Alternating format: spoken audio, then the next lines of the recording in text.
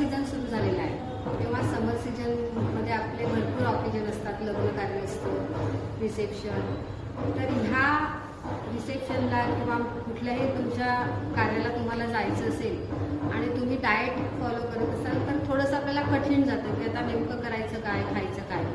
त्यासाठी तुम्हाला सिंपल काही ट्रिक्स सांगणार आहे. एक, जनरली रिसेप्शन किंवा कुठलंही कार्य म्हटल्यावर संध्याकाळी येतं, म्हणून आपण 4 ते 5 वाजता आपली जी संध्याकाळच्या प्रोटीन स्नॅक्सची वेळ आहे त्या वेळेमध्ये प्लेटभर आपलं स्नॅक्स खाऊन द्यायचं आहे, जेणेकरून आपण जेव्हा कुठल्याही कार्याला जाऊ तेव्हा आपल्याला भूक नसेल.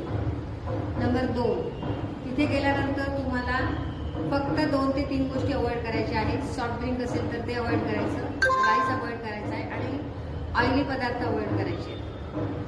आपण तिथे गेल्यानंतर भाजी, पोळी आणि सलाद ह्या गोष्टी खाऊ शकतो. त्यानंतर तुम्हाला जर कोणी आग्रह केला तर त्या आग्रहाला बळी न पडता एक फक्त 5 ते 10 सेकंद काउंट करायचे. जेव्हा तुमची खायची इच्छा होईल तेव्हा ते 5 ते 10 सेकंद झाल्यानंतर तुमची इच्छा होणार नाही आणि शक्यतो स्वीट अवॉइडच करायचा आहे. आणि शेवटचा मुद्दा असा की जेव्हा आपण कुठलं ऑकेजन करून येतो, जेवण करून येतो, तेव्हा ॲटलिस्ट आल्यानंतर लगेच न झोपता थोडंसं वॉकिंग करायचं आहे 10 ते 15 मिनिटं. या पद्धतीने जर तुम्ही तुमचा माइंडसेट बनवला तर नक्कीच तुमच्या हेल्थ जर्नीमध्ये तुम्हाला फायदा होणार आहे.